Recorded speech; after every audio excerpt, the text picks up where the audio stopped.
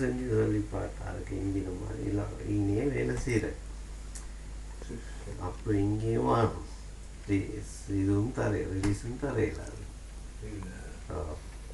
அப்படின்னு சொல்லி கடைசியில் எக்ஸிட் அடித்து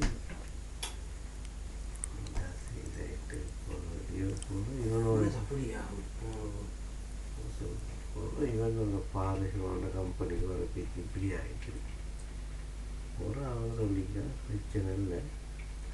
இப்போது நான் ஒன்று சவுதியில் இருக்கிறேன். இப்போ அவன் தான் சவுதியை செய்கிறேன். ஆனால் நான் அங்கே பேசின மாதிரி இப்போ இந்த சம்பளங்களை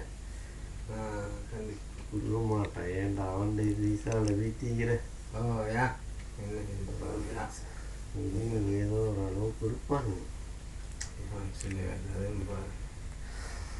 அப்படியே ஆயிடுச்சு.